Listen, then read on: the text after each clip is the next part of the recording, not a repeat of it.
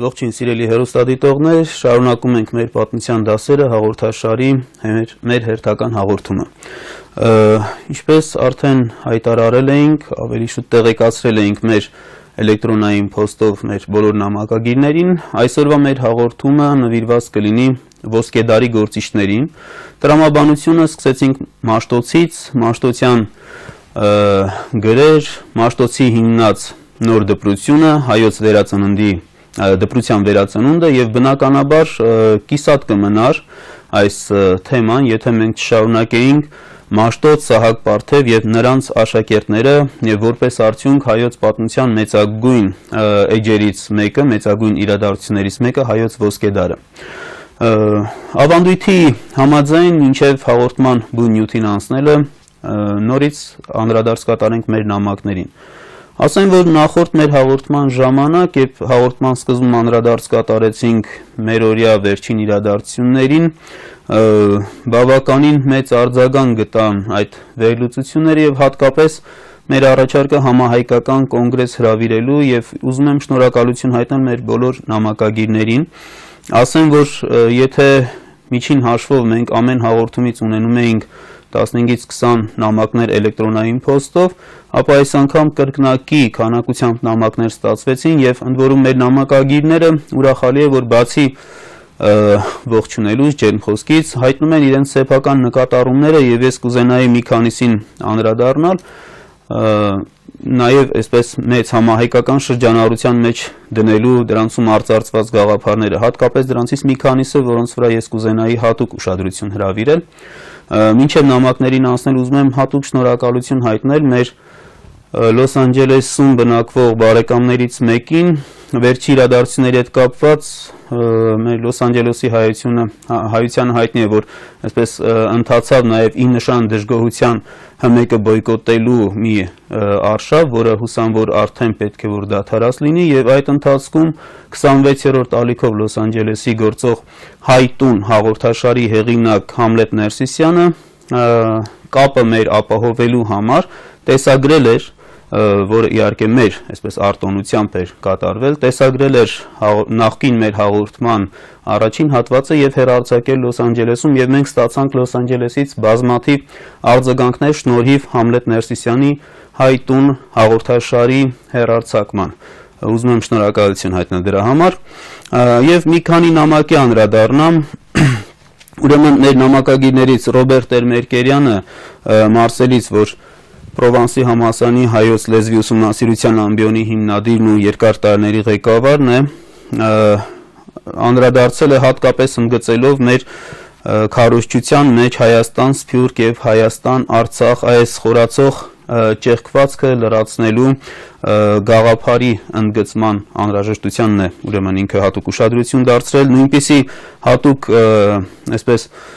կարևորություն է տվել դրան նաև Հոլանդիայից մեր հեռուստադիտողներից Հարություն Պողոսյանը, ուրեմն մեր հեռուստադիտողներից ունենք էլի մի շարք, էլի Հոլանդիայից Էդգար ազգանունը չի նշել, որտեղ հատուկ ընդգծում է եւ կարևորում է առաջարկը համահայկական կոնգրես հրավիրելու, որը բոլոր հայերին միավորելու եւ համախմբված խնդիրներ լուծելու հնարավորություն կընձեռի։ Լոս Անջելեսից Անի Տոնապետյանը անդրադարձել է եւ հետաքրքիր է նրա անդրադարձի մեջ կա այսպիսի մտահոգություն, որ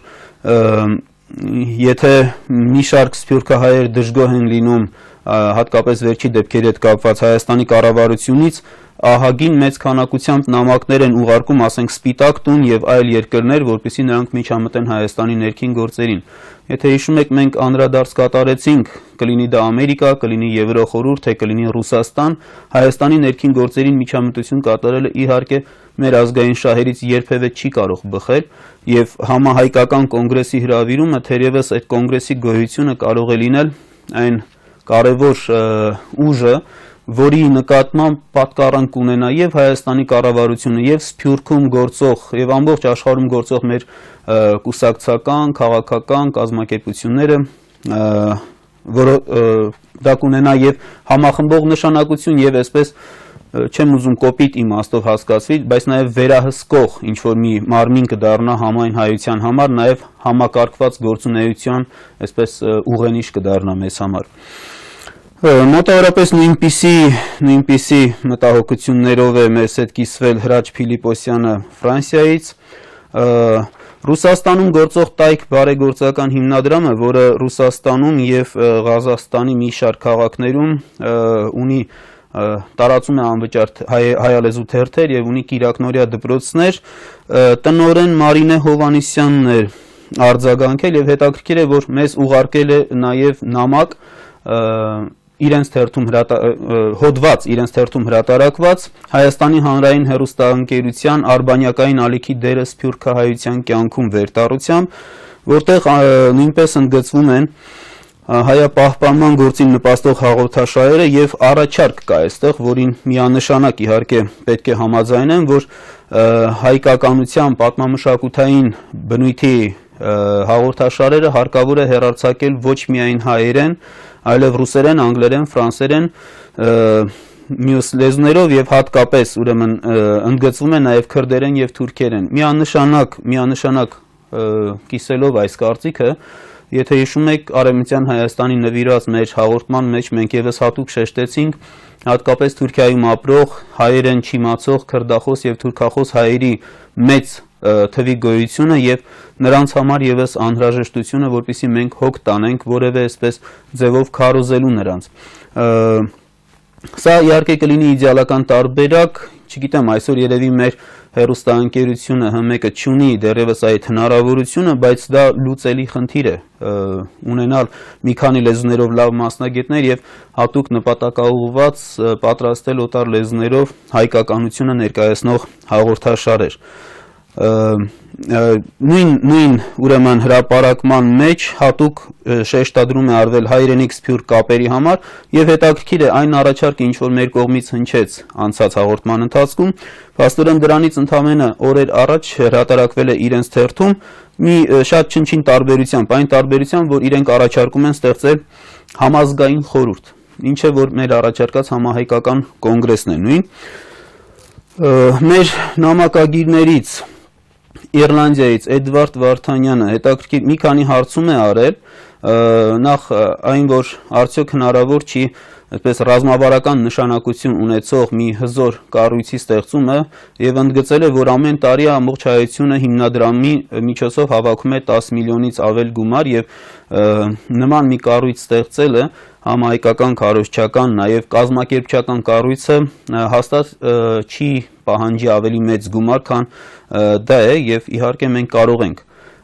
իզորու ենք լուծելու նաեւ այդ խնդիրը եւ անում է մի հարցադրում. Ինչու է հայոց պատմությունը միշտ կրկնվում։ Մեր հարգելի հայրենակցին եւ բոլոր հայրենակիցներին կարծում եմ հարցի պատասխանը ինքնին եւս բարձ է, որովհետեւ դասեր չենք քաղում մեր անցյալից։ Արմոնդ Երեմյանը Թեհրանից ուրեմն հատուկ նորից կանգ է առնում այս խնդիրներին եւ մի ուրիշ մտահոգություն է հայտնում, որը իհարկե մեզ բոլորիս պետք է մտահոգի, այն որ Հայաստան Սփյուռք կապի ակտիվացմանը խանգարում է այսօրվա մեր գործող կարգը, երբ որ հայերը սփյուռքահայերը ակտիվորեն մասնակցում են Հայաստանի բարգավաճման գործին, բայց իրավունք չունեն մասնակցելու որևէ այստեղ ներքին հարցի կարգավորմանը եւ բացի դրանից, որ Հայաստանի պետության կողմից հայրենադարձությանը կարծես թե այսպես պատրաստ է պետությունը նպաստելու, բայց հայրենադարձներին տրվում է հատուկ կացության կարգավիճակ ունեցող անձնագիրը, որը շատ հեռու է Հայաստանի քաղաքացի լինելու զգացողությունից։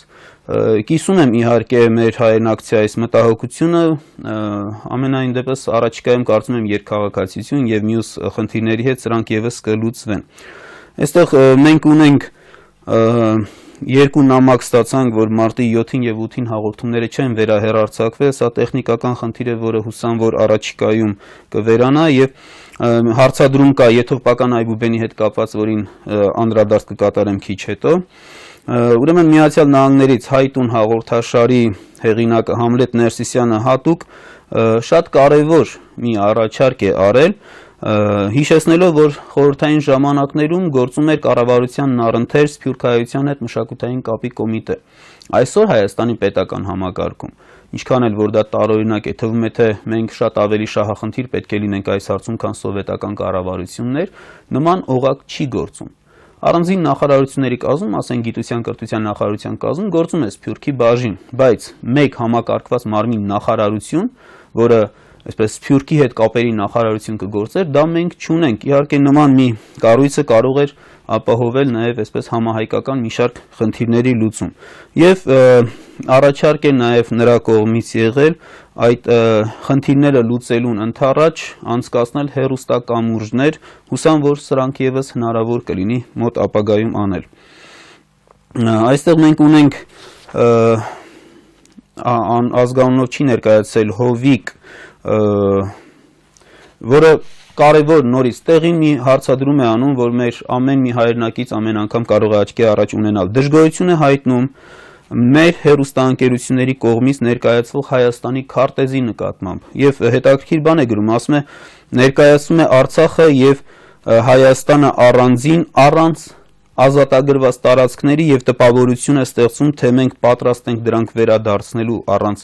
որևէ լուրջ այսպես քայլ անելու։ Իհարկե սա ես ինքս էլ բազմաթիվ անգամներ առիթ ունեցել եմ այսպես իրավասու մարմինների եւ մարդկանց հետ խոսելու, որովհետեւ իհարկե վիրավորական է։ Ազատագրված տարածքներում մենք 10,000-ի չափ հայրենակից ենք ապրում եւ պատկերացրեք ամեն անգամ Բերձորում, նախկին Լաչինում կամ Խարվաճառում բնակվող մեր հայրենակցի զգացողությունը, երբ որ նայում է Հայաստանի հեռուստատեսությունը եւ տեսնում է Հայաստանի քարտեզը, Հայաստան առանձին կտրված Լեռնային Ղարաբաղի Հանրապետություն, բա իրենք որ ապրում են ով են։ Իրենք Հայաստանի կազմի մեջ չեն մտնում, անշուշտ եւ մեր քարտեզները ամբողջ հայության մակարդակով պետք է վերախմբագրվի։ Այստեղ ինքը օրինակներ է բերում, ասենք Կիպրոս եւ այլն, միանշանակ իհարկե կիսում եմ այս մտահոգությունը։ Եվ մի նամակ եւս Հասմիկ Ռշտունին, որ գրել է մեզ, հետաքրքիր է, կարևոր մի բան է առաջարկում իհարկե, որ պետք է ստեղծել համակարգված այսպես մի հաստատություն, որի մեջ ներգրավեն մանկավարժներ, հոգեբաններ, պատմաբաններ եւ այսինքն տարբեր բնագավառի ներկայացուցիչներ, որպեսզի կարողանան հոգեբանորեն վերակերտել հայությունը, մաքրել եւ նշում է, որ ժամանակին իր տեխնացուական դիսերտացիայի թեման եղել է հումանիստական դաստիարակությունը ազգային դպրոցում, որը կիսատ է մնացել եւ ի տարբերություն շատ-շատերի, որոնք միայն առաջարկ են անում, այս ընդհանրապես եմ ասում, ինքը նաեւ պատրաստակամությունը հայտնել նման մի մարմին, նման մի այսպես աշխատանք սկսելու դեպքում իր կամավոր այսպես մասնակցությունը ունենալ նման մի գործի։ Միանշանակ ասեմ, որ կիսում եմ մեր նամակագիրների այս բարձրաձայնված բոլոր մտահոգությունները, ուզում եմ շնորհակալություն հայտնել եւ բոլոր այս նամակների եւ այն նամակների, որոնք բնականաբար եթերի ընթացքում ի վիճակի չէի բոլորին անդրադառնալ, եւ մի քանի կարևոր խնդրի վրա հենց այս նամակների եւ այսօրվա մեր կյանքի բխող անհրաժեշտությունից ուզում եմ անդրադառնալ եւ անցնել այսօրվա մեր թեմային։ Անշուշտ այն գաղափարը այդ համահայկական կոնգրես եւ այսպես կենտրոնացված ազգային խնդիրների լուծման մեզ շատ կարեւոր է։ Տեսեք, սա ոչ թե ծնվեց մի օրում, ոչ թե մարտի 1-ի իրադարձությունների արձագանքն է, բացարձակապես այդ գաղափարը շատ վաղուց կար։ Տեսեք, ես մի օրինակ բերեմ։ Այսօր Հայաստանի արտաքին քաղաքականության մեջ, համաշխարհային քաղաքականության մեջ երկու հիմնական գիծ ունենք։ Մեկը Արցախի հարցն է, մյուսը հայոց ցեղասպանության ճանաչման, բնականաբար ճանաչումից հետո հատուցման խնդիրը, որը պետք է լինի եւ տարածքների տեսքով եւ նյութական, ֆինանսական տեսքով։ Եվ գիտեք, որ ասենք միայն 1919 թվականի Փարիզի կոնգրեսում ներկայացվեց 15 միլիարդ ֆրանկ, որը այսօրվա արժույթով հաշված 100 միլիարդ դոլարից ավելի գումար է եւ պատահական չի, որ թուրքական կառավարությունը այդքան մեծ ջանքեր է գործադրում ամեն ինչ անելու, որպեսզի խոչընդոտի հայոց ցեղասպանության ճանաչումը։ Դա եւ տարածքների զիջում պետք է լինի, վերադարձ պետք է լինի հայությանը եւ ֆինանսական հատուցում։ Մենք կանդրադառնանք դրան, մանավանդ առաջիկայում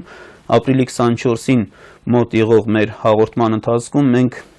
հատուկ կանգառնենք այս խնդիրների վրա եւս։ Բայց տեսեք, եթե այն օրը, որ իրականություն դարձավ դա եւ պետք է հայությանը հատուցվի, Որ հաստատությունն է, որ պետք է ներկայացնի Հայաստանը, հայությունը ավելի ճիշտ կներեք։ Հայաստանի Հանրապետության կառավարությունը իրավասու է միայն Հայաստանի Հանրապետության տարածքում բնակվող 3 միլիոն քաղաքացու անունից ներկայանալու, իսկ Սփյուռքում բնակվող 7 միլիոն հայությունը ում անունից է ներկայանալու։ Ասենք 500 կազմակերպություն պետք է ներկայացնեն հայությունը, բնականաբար ոչ։ Եվ այս դեպքում համահայկական կոնգրեսի հրավիրումը դա եւ քաղաքական խնդիր է, որը պետք է համայնհայության այսպես հարցերը ներկայացնի միջազգային ատյաններում, եւ մեր ներազգային ուղղորդված խնդիրները ուղղորդված լուծելու միջոց է բազմաթիվ եւ ի վերջո նաեւ կազմակերպված ապրելու, որովհետեւ մենք շատ սիրում ենք Միսթերյաներին օրինակ բերել, հատկապես ցեղասպանության ճանաչման, Իսրայել պետության ստեղծման եւ այլ հարցերում, բայց մոռանում ենք, որ մենք մի շատ մեծ հարցում զիջում ենք կազմակերպվածության խնդիրը, որը ցավոք սրտի այսօր մեր մեջ բաց է մնում։ Եվ նման մի հաստատությունը եւ մեր վերջին նամակագրի նաեւ այսպես առաջարկը շատ կարեւոր է, որովհետեւ ես ուզում եմ մի զուգահեռ բերել։ Պետք է մենք կարողանանք նաեւ մեր մեջ ուժ գտնել եւ ստեղծել մի մարմին, որը ճանաչի այսօրվա հային։ Դե միայն անցյալի հային ճանաչելը բավարար չի։ Ցավոք սրտի մեր վերջին մի քանի 100 տարին, երբ որ մենք եղանք օտար պետությունների լծի տակ, մեր մեջ բավականին բացասական եւ վատ բարդույթներ ներարկվեցին։ Ես ուզում եմ հիշեցնել Հովհաննես Թումանյանի հոդվածներից մեկը, որտեղ ինքը երբ որ ներկայացնում է հայության այդ ներքին չկամությունը, այդ թույնը, որ կուտակվել է մեր մեջ, հետաքրքիր է բացատրում, ասում է, ինչպես որ վարունգի թուփն է, ինչքան տրորվում է, այնքան դառնանում է, այդպես էլ ասում է վերջի քանի 100 տարում, երբ որ մենք պետություն չունեցանք եւ տրորվեցինք, այդքան դառնացանք եւ մեր մեջ նախանձը, չկամությունը սեփական հարազատի, սեփական ազգակցի նկատմամբ այդքան շատացավ։ Եվ պետք է անշուշտ մեր մեջ այս ինքնամաքրման խնդրին ուշադրություն դարձնենք։ Ես մի օրինակ եմ ուզում բերել Ճապոնիայի ոչ վաղ անցյալի պատմությունից։ 80-ական թվականներին Ճապոնիայի նման երկիրը զարգացած հատուկ նրանց վարչապետը խնդիր դրեց ճապոնականության ճշգրտումը անել։ Այսինքն դեպքում, երբ որ Ճապոնիան ազգային կրոն ունի եւ այլն, բայց պետք է ամերիկանիզմի դեմ պայքարել Ճապոնիայում։ Եվ արեց, հրավիրեց երկրի հայտնի գիտնականներ, հասարակական մշակութային գործիչներ, 300 հոգի ներգրավեցին աշխատանքների մեջ, 9 մեծ հանձնաժողով ստեղծվեց եւ 2-3 տարվա աշխատանքից հետո նրանք սեղանի վրա դրեցին ճապոնական կյանքի բոլոր կողմերի վերլուծությունը, որը դարձավ ուղենիշ իրենց գործունեության համար եւ Ճապոնիայի պես զարգացած երկրում նրանք ամերիկանիզմին զոհ չդարձան։ Եվ հետաքրքիր բաներ կան, օրինակ մի հետաքրքիր բան է բերում, ասում է, տեսեք, ամերիկյան կյանքին բնորոշ է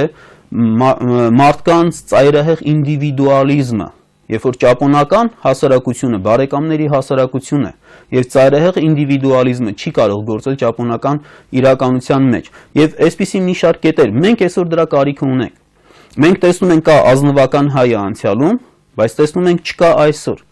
Եվ այսօր մեր մեջ շատ լուրջ պակասող բաներ կան։ Ես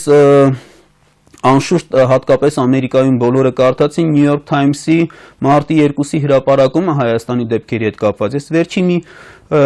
մտքին եմ ուզում ուշադրություն հրավիրել, այն որ ասում էր սովետական պետությունը մեռավ, բայց սովետական մարդը ոչ։ Իսկապես մեր մեջ դեռ բոլշևիզմը նստած է։ Սա ցավով եմ ասում, բայց դա իրականություն է։ Տեսեք, օպոզիցիան միտինգ է անում եւ հայտարարում է ով մեր հետ չդավաճան է։ Օպոզիցիայի այսպես ճնշումից հետո հիմա մեր բոլոր հեռուստաընկերությունները հայհոյում են մենակ Լևոն Տեր-Պետրոսյան։ Հասկանում եք նորից, ով մեր հետ չէ, մեր դավաճան է եւ նրա կողմնակիցները։ Եթե Լևոն Տեր-Պետրոսյանը հաղթեր, բոլոր հեռուստաընկերությունները պետք է հայհոյեին Լևոն Տեր-Պետրոսյանի հակառակորդներին։ Ազնվական հայի կերպարը այսօր կարծես թե անցյալում մոռացված լինի, պետք է վերականգնել եւ պետք է վերականգնել նոր սերնդի մեջ։ Այսօր մենք դրա խնդիրը ունենք։ Մանավանդ ունենք ազգային միասնության շատ կարևոր հարցը։ Այ առաջին հայացքից թվում է թե 1700 տարի է քրիստոնյա ենք, բայց ամենապարզ պատվիրանը սիրիր մերձավորիդ, ինչպես քո անձը, մեզանում շատ հեռու է իրականություն լինելուց։ Տեսեք, ասենք սեփական մերձավորի նկատմամբ այս մտահոգությունը չունենք։ Եվ սա ամբողջ հայությանն է վերաբերում։ Գիտեք, այնքան աբսուրդ մի իրավիճակ էր Ուկրաինայի պես մի երկրում 60-70 միլիոնանոց ժողովուրդ ունի, բնակչություն ունի։ Ածխահորերում մարդիկ աղետ է, իրենք աշխատում են բարձր աշխատավարձով, փլվում է 2-3 հոգի է մահանում, ամբողջ Ուկրաինան սուք հայտարարեց։ մեր մտավորականներից մեկը չեղավ, որ վեր կենար եւ հայտարարել, որ մարտի 3-ը պետք է անենք ազգային սգի եւ ազգային միասնության օր։ Բաց թողում է, չէ՞։ Եվ այս բոլոր հարցերին մենք պետք է կարողանանք հավաքվել եւ լուծել, որովհետեւ միայն անցյալի փառքերով հպարտանալը, երբ որ այսօրվա մեր իրականությունը բավական տխուր է, իհարկե շատ հեռու է բավարար լինելուց։ Ես ուզում եմ անցնել մեր այսօրվա բուն նյութին, մանավանդ որ այսօրվա բուն նյութում մենք ունենք այսօրվա մեր իրականության համար շատ կարևոր քաղելիք դասեր։ Եվ մինչև դա ասեմ, որ մեր մյուս հաղորդումը կլինի ժամանակագրորեն բավականին հեռու մի հարցի վերաբերյալ, ավելի մեր ժամանակներին մոտ։ Քանի որ հաջորդ մեր հաղորդումը առաջին եթերը կհեռարձակվի մարտի 17-ին Երևանի ժամանակով առավոտյան 11:30, իսկ մարտի 16-ին կնքվել է ռուս-թուրքական այն պայմանագիրը, որով Նախիջևանը օտարվել է հայությունից։ Մեր հաջորդ հաղորդմանը մենք կանդրադառնանք նորագույն պատմության այդ կարևոր խնդիրներից մեկին, ինչ հանգամանքներում Նախիջևանը օտարվեց Հայաստանից։ Կանդրադառնանք այդ խնդրին։ Իսկ հիմա մենք վերադառնանք 5-րդ դար, վերադառնանք ոսկե դարի մեր գործիչներին եւ շարունակենք մեր կանգ առած այնտեղից, որ Մաշտոցը ստեղծեց գրեր ոչ միայն հայերի, այլ նաև վրացիների եւ աղվանների համար, եւ հիմա խնդրենք մեր օպերատորը, որ ցուցադրի վրացական եւ այս վրացական երկու այբուբեններն են, ուրեմն ձախ կողմին դուք տեսնում եք Մաշտոցի ստեղծածը Խուցուրին, իսկ աջ կողմինը վրացական այբուբենն է եւ ձախ կողմում դուք ինքներդ անզեն աչքով էլ կարող եք տարբերակել Մեսրոպ Մաշտոցի ձեռագիրը, հայերեն տարերի նմանության շատ մեծ քանակությունը։ Սա աղվանից այբուբենն է հիմա, որ դուք տեսնում եք ձեր էկրաններին, աղվանից այբուբենը, որը 52 տարից էր բաղկացած եւ այս մյուս կադրում հիմա դուք տեսնում եք Մաշտոցի ստեղծած մյուս երկու այբուբենները, վրաց եւ աղվանից այբուբենները։ Կարծում եմ մեկնաբանությունների խնդիր էլ չկա, հենց միայն տեսքը նշանների արդեն իսկ խոսում է այն մասին, որ մենք գործ ունենք Մեսրոպ Մաշտոցի ձեռագրի հետ, չնայած նրան, որ անցած հաղորդմանն էլ ասեցի, վրաց գիտնականների երախտամոռությունը մենք այստեղ ունենք, ոչ միայն ուրանալու, որ դա Մաշտոցի ստեղծածն է, այլ շատ հուշարձաններից ջարդելու, ոչնչացնելու այս փաստեր մենք ունենք, որ վրաց գիտնականները փորձում էին դա անել, ինչ է թե հանկարծ չասեն, որ վրացիների համար հայ է ստեղծել այբուբենը։ Էլ չեմ ասում այնպիսի անգրագիտությունները, որ իրենց դասագրքերում մենք հանդիպում ենք Վրաստանում հրատարակված, ցավոք սրտի դա այդպես է։ Գրերի հետ կապված մի հարցի էլ անդրադառնանք եւ անցնենք թարգմանչած շարժման, շատ կարևոր այդ շարժման գործունեությանը, ուրեմն մեր նամակագիրները մանավանդ եթովպական գրերի մասին էին հարցում արել, ես հիմա խնդրեմ էկրանի վրա ձեզ ավելի մոտիկից ցույց կտրվի։ Եթովպական այբուբենը իսկապես շատ նման է Մաշտոցյան այբուբենին եւ ժամանակին դեռևս Գուրգեն Սևակը եւ հետո նաեւ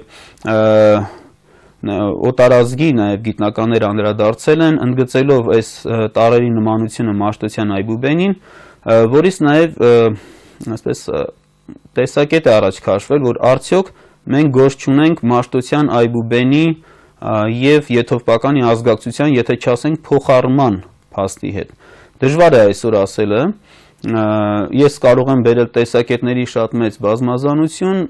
որ մենք ունենք, սակայն պետք է իհարկե շեշտել մի կարևոր հանգամանք։ Այս այբուբենը գոյություն է ունեցել մեր թվարկության 4-րդ դարում արդեն, եւ դրա համար է, որ ժամանակին կարծիք էր հայտնում, թե Մաշտոցը վերցրել է այս այբուբենը։ Սակայն մենք ունենք իհարկե տարբեր այսպես մեկնաբանություններ, տարբեր տեսակետներ։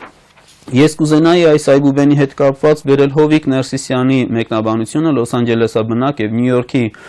ակադեմիայի անդամ, շատ հետաքրքիր այսպիսի մի կարծիք է հայտնում, որ քանի որ եթովպական աղբյուրներում մենք ունենք տեղեկություններ, որ 350-ական թվականներին Հայաստանից մեր հոգևորականները գնացել են Եթովպիա, իսկ այս այբուբենը կոչվում է գեզ, որը հին եթովպերենում նշանակում է գաղթական, նա կարծիք է հայտնում, որ սրանք կարող էին լինել հին հայկական գրերը, որոնք տարված լինեն Եթովպիա, նաև ասորիքում պահպանված լինեին, իսկ հետագայում Մաշտոցը Դանիելյան գրերի որոնումների հետքերով, երբ որ գնաց ասորիկ, այնտեղ նորից գտած լիներ եւ օգտագործած լիներ իր նոր գրային համակարգը ստեղծելու գործում։ Սրանք տեսակետներ են, ես պիտի ասեմ, որ հետաքրքիր, սակայն նորից ասեմ անցած հաղորդման ժամանակ նշածս մի միտքը, քանի դեռ մենք չենք գտել մեկ արձանագրություն գոնե, որ կարողանանք վերցանել կամ գոնե չվերցանել, տեսնել, որ նախամաշտության շրջանում մենք ունենք Հայաստանի տարածքում օգտագործված մաշտության գրերի նմանվող այս համակարգը, մենք չենք կարող ենթադրությունից ավելի այս տեսակետները ընդունել։ Մյուս կարևոր խնդիրը, որ նախորդ հաղորդման ժամանակ խոսեցինք, սակայն ժամանակը չհերիքեց, դա այն է, որ Մեսրոպ Մաշտոցը եւ Սահակ Պարթևը դարձան հայոց հոգեվոր երաժշտության, քրիստոնեական հոգեվոր երաժշտության հիմնադիրները, եւ մենք ունենք նաեւ տեղեկություններ, որ 5-րդ դարում վերցվեցին նաեւ մի շարք մեղեդիներ նախաքրիստոնեական հոգեվոր երգերի եւ երգվեցին նոր արդեն քրիստոնեական բովանդակությամբ տեքստերով։ Տարբեր մոտեցումներ, տարբեր այսպես վերլուծություններ եղել են, կարծիքներ հայտնվել են, սա առանձին իհարկե խնդիր է, առանձին ուսումնասիրության, առանձին հաղորդման նյութ է, մենք դրանց չենք անդրադառնա, պարզապես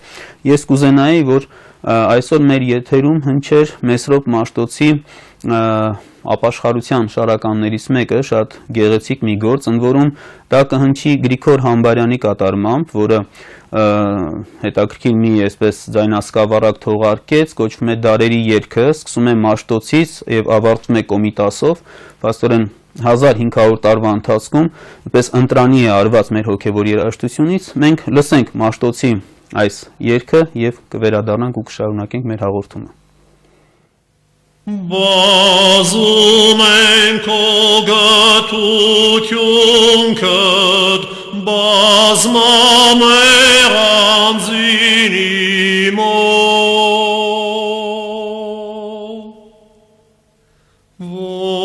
որ միաստված քավիչի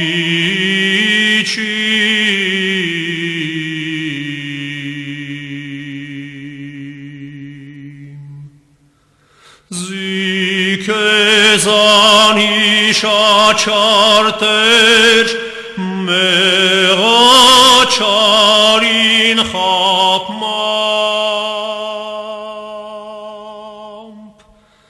որ միաստված քավիչի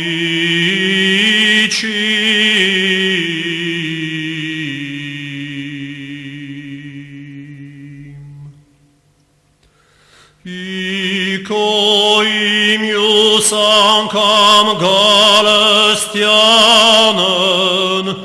հորժամ գաստատել զերքիշ,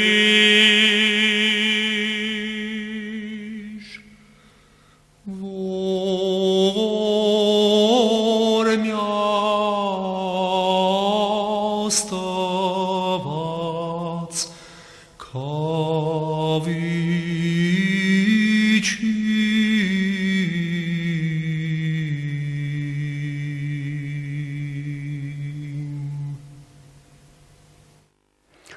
Շարունակենք մեր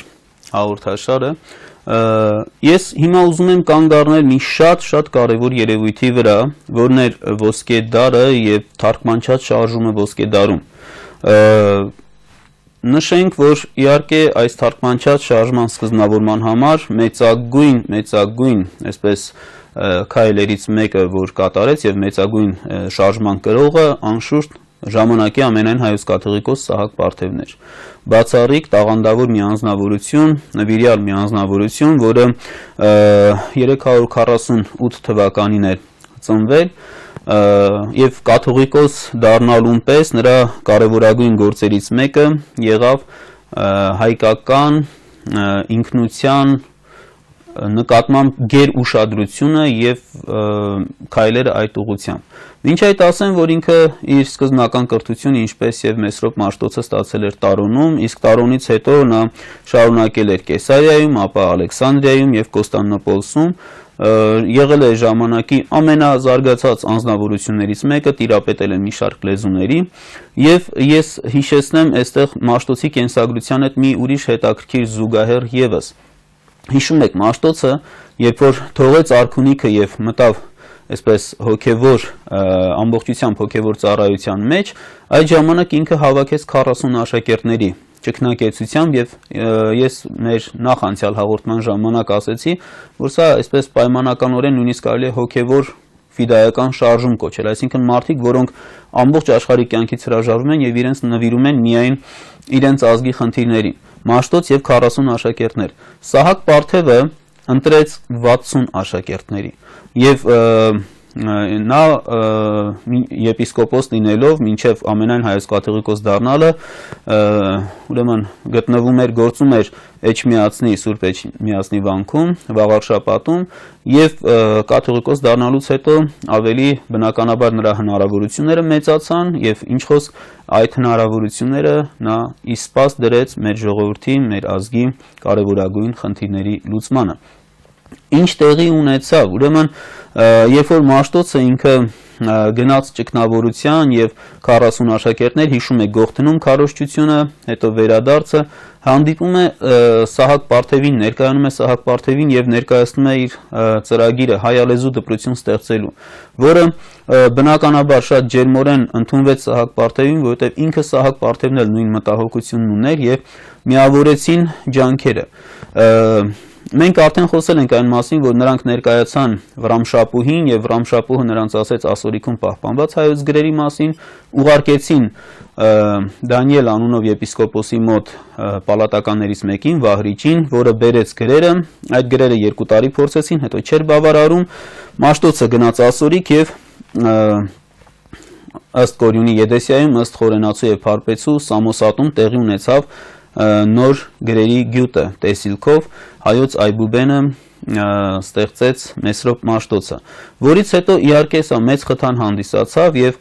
Մաշտոցը եւ Սահակ Պարթևը միավորում են իրենց աշակերտներին։ Տեսեք, շատ կարեւոր մի բան տեղի ունեցավ։ 100 ընտրյալ աշակերտ, որոնց գլուխ կանգնած են երկու հանճարեղ անձնավորություններ՝ Սահակ Պարթև եւ Մեսրոպ Մաշտոց։ Ունեն պետական աջակցություն, Վրամշապուհ արքայի աջակցությունը եւ 100 հոգով նրանք ստեղծում են նոր քաղաքակրթություն, մշակութակենտրոն հայկական քրիստոնեական քաղաքակրթությունը, որը պահում է մեզ արդեն 1600 տարի շարունակ եւ Աստված գիտի թե ինչքան էլ լինելու է մեր ազգի սնուցման գլխավոր երակներից մեկը։ Ընդամենը 100 աշակերտ։ Ես ինչի եմ սա շեշտում, այսօր ամեն մի մեր միջին դպրոց տարեկան ունենում է 100-ի չափ շրջանավարտ եւ մենք ունենք խնդիրներ, որոնք մնում են չլուծված։ Ինչ արեցին, ես ուզում եմ հիմա զուգահեռներ անցկացնել մեր այսօրվա հետ, ինչ արեցին Սահակ Պարթևը Մաշտոցը եւ ինչ կարող ենք անել այսօր մենք, դասեր քաղելով մեր մեծերից։ Ուրեմն 100 աշակերտներին նրանք շատ կազմակերպված ստեղծեցին միջազգային կենտրոններում նախ հայկական դպրությունը շատ լավ տիրապետելուց հետո, գիրը տիրապետելուց հետո նրանց ուղարկեցին աշխարհի նշանավոր կենտրոններ։ Եթե սկզբնական շրջանում, ասենք հունարենի, ասորերենի մեջ վարժվելու համար Մաշտոցը հենց իր ասորիկ այցելության ժամանակ կիսեց աշակերտներին երկու խմբի, մի կեսը գնաց Եդեսիա ասորերեն սովորելու, մյուս կեսին ուղարկեց Սամոսատ հունարեն սովորելու, ապա դրանից հետո ավելի մեծացավ դաշտը։ Եվ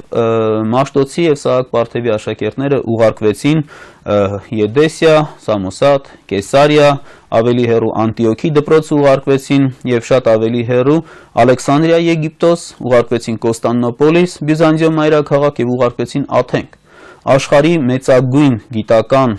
բարձրագույն ուսումնական հաստատությունները, որտեղ նրանց աշակերտները ստացան բացառիկ կրթություն եւ արդյունքը եղավ այն, որ 100 աշակերտով մարդիկ սկսեցին Հայաստանում նաեւ թարգմանչած շարժումը։ Սահակ Պարթևի Գործունեության մանրամասներին ես այսօր չեմ անդրադառնա որպես ամենայն հայոց կաթողիկոսի, սա այլ խնդիր է, պարզապես շեշտելու համար նրա մեծ հեղինակությունը ոչ միայն մեր հայոց մեջ, այլ նաև դրսում պիտի շեշտենք, որ նա եւ Բյուզանդիայում շատ մեծ հեղինակություն էր վայելում եւ Պարսկաստանում, եւ նույնիսկ Պարսկաստանի գերիշխանության տակ գտնվող Հայաստանում, երբ որ մահացավ Ռամշապուհ արքան, նրա եղբայրը Խոսրով արքան, որը եղել էր նախկինում հայոց թագավոր, սակայն ձերբակալված եւ բանտարկված էր Անհուշ Բերդում, հատուկ Սահակ Պարթևի միջնորդության շնորհիվ ազատվեց բանտից եւ վերադարձավ։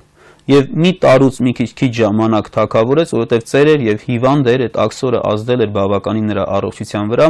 մահացավ հայոց Խոսրով արքան։ Տեսեք, շատ մեծագույն հեղինակություն, զրադաշտականությունը պետական կրոն դավանող երկրում, Պարսկաստանում, ամենայն հայոց կաթողիկոսը ունի այնպիսի հեղինակություն, որ իր հեղինակությամբ կարողանում է բանտարկված հայոց արքային ազատել բանտից,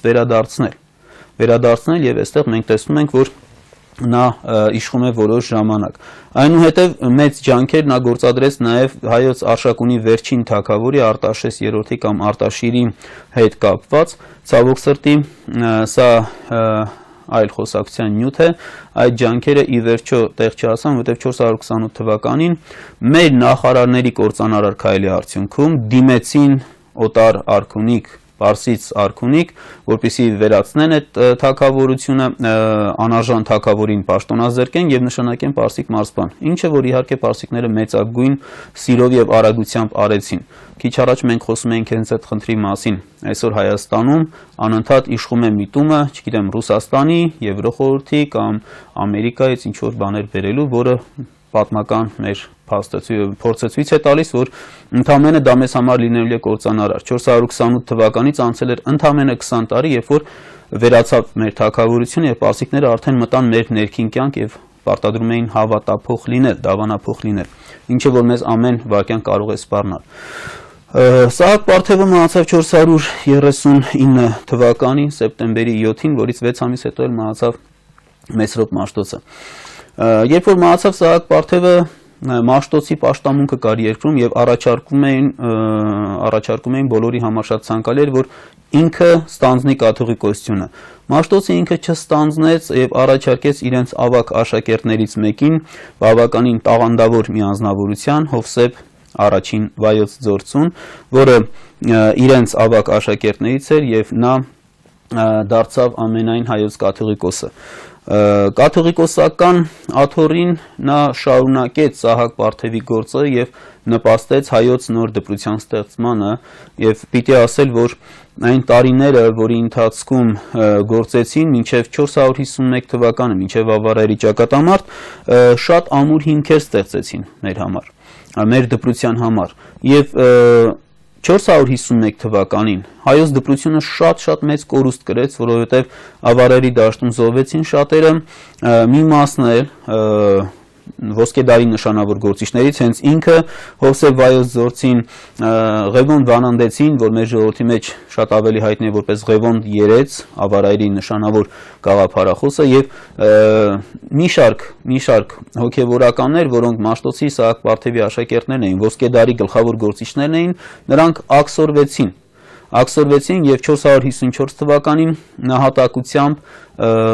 վերջ դրեցին իրենց կյանքին։ Պարսկաստանում աքսորից հետո սպանեցին 454 թվականին, այդ թվում նաև Հովսեփ Վայոց Ձորցուն եւ այնքան ամուր էր արդեն դրված, տեսեք 405 թվականից մինչև 450 թվական այդ 45 տարվա ընթացքում այնքան մեծ գործ կատարվեց, որ այդ մեծ գործը պարսկական կառավարությունը ի զորու չեղավ արմատախիլ անել։ Եվ մենք տեսնում ենք, որ չափազանց մեծ այսպես խորը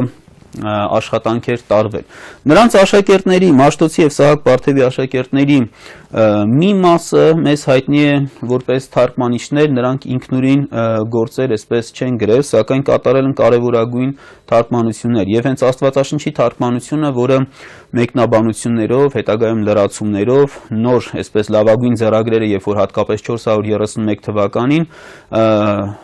Մաշտոցի եւ Սահակ Պարթևի աշակերտները բերեցին Կոստանդնուպոլսից եւ Եփեսոսի Նիկեայի ժողովի կանոնները եւ Աստվածաշնչի լավագույն հունարեն օրինակները, դրանց հիման վրա այսպես վերախմբագրվեց եւ ընդհանուր առմամբ Աստվածաշնչի թարգմանությունը մշակումներով տևեց մոտ 30 տարի, որը գիտեք աշխարհի շատ գիտնականների կողմից որակվում է որպես թարգմանությունների թագուհի։ Եվ շատ կարևոր է,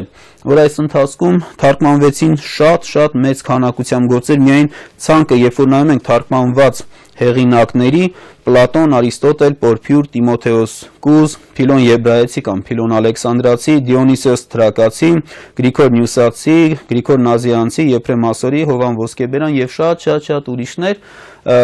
կարևորագույն գործ կատարվեց։ Մի ամբողջ, ինչ ասեմ, հսկայական ակադեմիայի աշխատանք էր, որ կատարվեց եւ հիմքը դրվեց հայկական ինքնուրույն արդեն քրիստոնեական գրականության եւ դրա շնորհիվ մենք որպես արդյունք ունեցանք ոչ միայն հայերիս համար շատ կարևոր մի բան, այլ նաեւ համաշխարհային նշանակության երևույթ։ Թարգմանված աշխատանքների մի մասը, մոտ 15-20 աշխատություն կա, որոնք թարգմանվել են ոսկե դարում, 5-րդ դարում թարգմանվել են եւ դրանց բնագրերը, հունարեն ասորերեն բնագրերը, այսօր չկան։ Եվ համաշխարհային նշանակությունը մեր ոսկե դարի նաև այն է, որ դրանց շնորհիվ մերոնք պահպանվեցին, մարդկության սեփականությունը դարձան եւ այսօր կարողանում են օգտվել այն հույն ասորի, նաև հրյա ուսումնասիրողների աշխատություններից, որոնք վերացել են։ Նաև եգիպտական շատ կարևոր աշխատանքներ կային, որոնք հունարեն էին թարգմանվել, այսօր ոչ եգիպտերենը կա, ոչ հունարենը։ Եվ սա ոսկե դարի կարևորագույն նշանակություններից էր։ Ոսկե դարի մեծագույն գործերից մեկը իհարկե ինքնուրույն տեղական գրականության սկզբնավորումն էր եւ մենք իհարկե որպես օրինաչափություն երբ որ խոսում ենք ոսկե դարի մասին առաջին հարգանքի տուրքը մենք մատուցում ենք Կորյունին, Մաշտոցի եւ Սահակ Պարթևի ավագագույն աշակերտներից, որը Մաշտոցի մահվանից քիչ ժամանակ անց կաթողիկոս Հովսեփ Վայոց Զորցու կողմից հանձնարարական եւ պատվեր ստացավ գրելու իրեն սիրելի ուսուցչի Վարք Մաշտոցի աշխատությունը։ Մենք հիմա Մատենադարան ֆիլմից կդիտենք հատվածներ, որոնք վերաբերում են Կորյունին եւ Խորենացուն,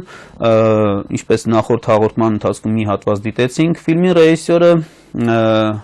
Հովանես Հախվերդյանն է, տեքստի հեղինակը Կիմ Բաքշին, գիտեք, որ ոչ հայ ազգի լինելով նա մեծ հայասեր էր եւ հիանալի աշխատանք կատարեց։ Մենք դիտենք այս երկու հատվածները եւ կրկին վերադառնանք խոսելու ոսկե դարի մեր ինքնուրույն գրականության մասին։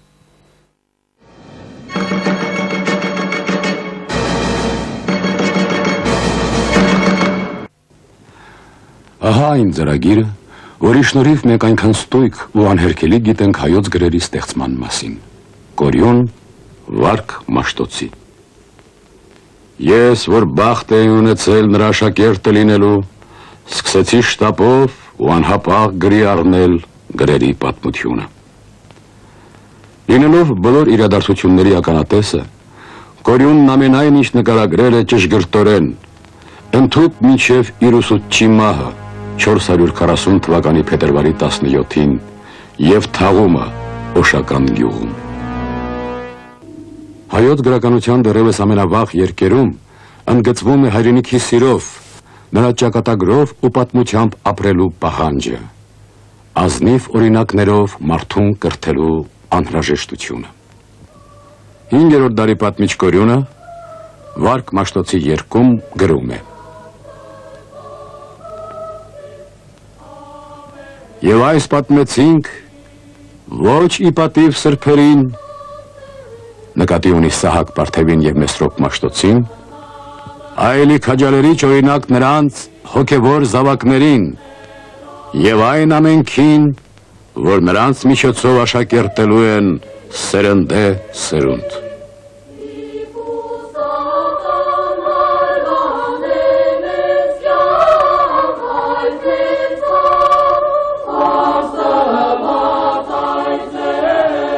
Այս շարականը հորինել է Մովսես Խորենացին։ Հայոց պատմահայրը նաև մեր առաջին երգահան բանաստեղծներից մեկն է եղել։ Նրա պատմության էջերում գեղարվեստական արձակը միահյուսված է բանաստեղծության, ժողովրդական ասքերի եւ հնագույն ավանդավեպերի, պատառիկների հետ։ Հեծավ արյարքային արտաշեսի սյավն գեղեցիկ, և հանյալ զոսկեղող շիկափոք պարանն, և անցյալ որպես զարծվի սրաթև ընդգետն, և ձգյալ զոսկեղող շիկափոք պարանն, ընկեց ի մեջ քորյորդին ալանած, և շատ ցավեցույցս մեջ կփափուկ օրյորդին,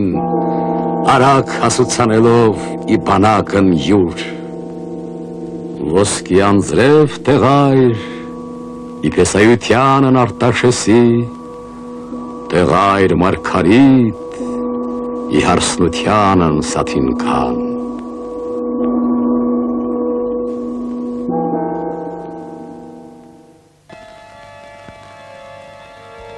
Սա Մովսես խորենացու պատմության հնագույն օրինակներից մեկն է։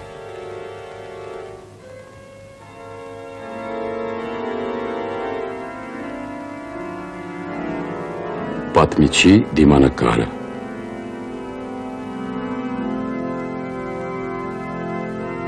Իսկ սա պատվիրատուն է,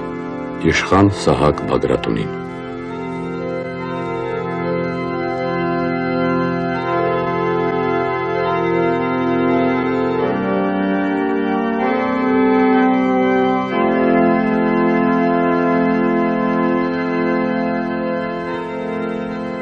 Մեր ժողովրդի պատմությունը խորենացին դիտում է համաշխարհային պատմության ընթացքի մեջ,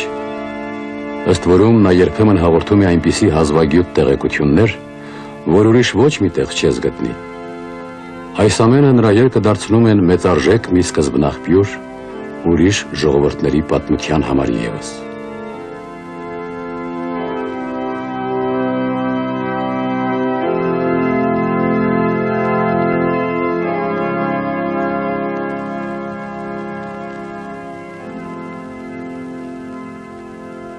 Մովսես խորենացուն իրավամբ կոչում են հայոց պատմահայր։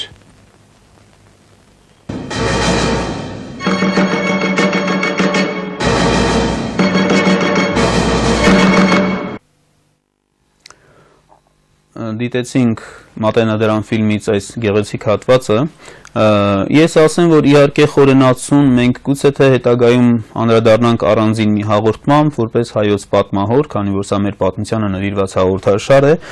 ասեմ, որ նաև մեր հայրենակիցներից քչերին է հայտնի, որ բացի իր կոթողային հայոց պատմություն աշխատությունից խորենացին հեղինակել է մի շարք աշխատանքներ ևս, համենայն դեպս նրա անունով մեզ հասել են աշխատանքներ, հատկապես Խաղագս Պիտոյից, Խաղագս Վարդահաբառին խորհրդո, Պատմություն Հռիփսիմեաց եւ Ճարք, Թուղթար Սահակ Մամիկոնյան եւ այլ աշխատանքներ։ Որոշ բանասերներ իհարկե վիճարկում են դրանք արդյոք խորենացին է գրել, թե նրան վերագրվել են հետագայում, բայց սա առանձին խոսակցության նյութ է։ Ինքնուրույն աշխատանքներով ժամանակին հայտնի դարձան Մովսես խորենացու եղբայրը եւ Եղիշեն եւ ուրիշ մեր մի շարք գործիչներ, խորենացու եղբոր մասին մեզ շատ քիչ բան է հայտնի, Մամփրե Վերծանող։ Ցավոք սրտի իրենից մեզ հասել ընդամենը 4 ճառ, որոնցից 3-ը աստվածաբանական, 1-ը քերականական բնույթի, սակայն նա գրել է այլ աշխատանքներ ևս, օրինակ Թովմա Արծրունին 10-րդ դարում տեղեկացնում է, որ Մամփրե Վերծանողը գրել է հայոց պատմությանը նվիրված մի աշխատություն, որից ինքը նաև մեջբերումներ է անում, օգտվում է, սակայն մեզ դժբախտաբար դա չի հասել։ Ես կուզենայի հատուկ կանգ առնել նաև ոսկեդարում ինքնուրույն աշխատություններից մեկին Եղիշեի Վասն Վարդանա եւ պատերազմին հայոց աշխատությանը եւ այս դեպքում եւս ցանկանում եմ Մատենադարան ֆիլմից Սոս Սարգսյանի գեղեցիկ ձայնով ընթերցված մի հատված ներկայացնել ձեր ուշադրությանը, որից հետո կշարունակենք։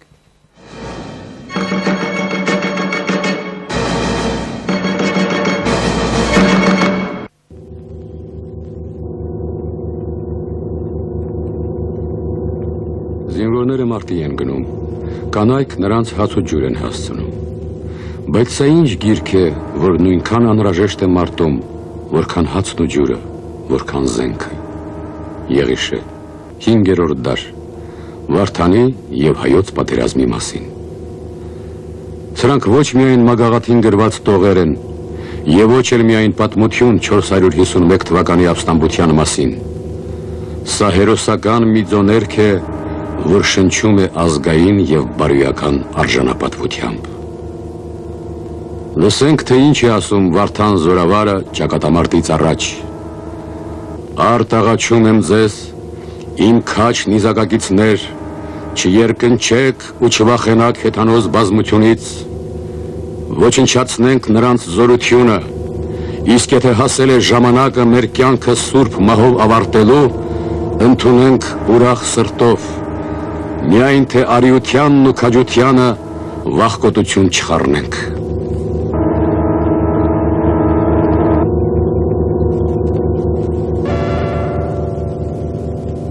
Ուրիշի ասած լուրերից չեմ այլայլվել, այլ ես ինքս անձամբ տեսա, գրում է Եղիշեն։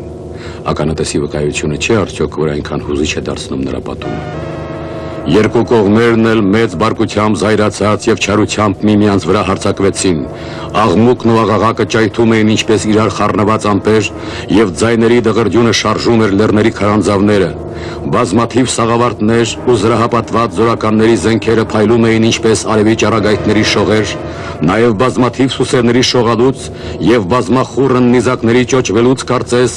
ահագին կրակ էր թափվում երկնքից։ Ով կարող է պատմել ահավոր ձայների մեծ իրարանցումը եւ թե ինչպես վահանավորների թնդյունն ու աղեղների լարերի ճայթյունը խլացնում էին բոլորի ականջները։ Մահ իմացյալ անմահությունը, մահ ոչ իմացյալ մահ։ Ահա թե ինչ զգացումներ է բորբոքել Եղիշեի գիրքը հայոց պատմության ողբերգական ժամանակներում։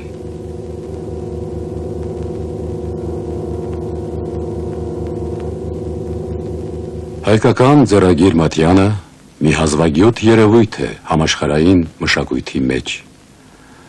Ոչ միայն իր հնությամբ ու հարստությամբ, այլ եւ այն տեղով,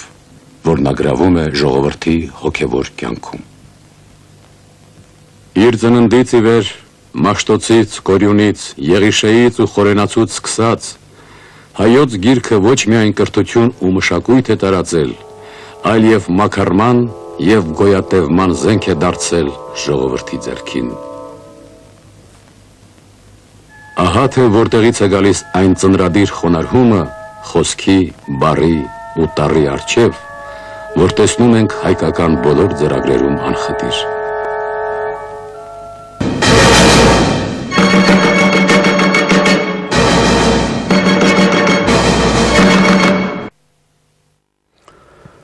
Սիրելի հայրենակիցներ, անշուշտ ոսկեդարի մասին կարելի է խոսել շատ երկար եւ նրա աչքի ընկնող գործիչների մասին, ամեն մեկի մասին առանձին շատ մանրամասն, շատ երկար։ Ես այսօրվա մեր հաղորդումը ուզում եմ ավելի շատ ամփոփել եւ մեր օրվա հետ կապել։ Ոսկեդարի նշանակությունը կարծում եմ մեզանից յուրաքանչյուրը շատ լավ գիտակցում է, շատ լավ հասկանում է եւ դրա ազգային նշանակությունը եւ դրա համաշխարհային նշանակությունը։ Եվ տեսեք, երբ որ մենք կապում ենք այսօրվա հետ, Սահակ Պարթև եւ Մեսրոպ Մաշտոցը 100 աշակերտներով հիմք դրեցին հսկայական մի քաղաքակրթության, որը այնքան պինդ էր, որ նույնիսկ Ավարայրի ճակատամարտում ջարդվելուց հետո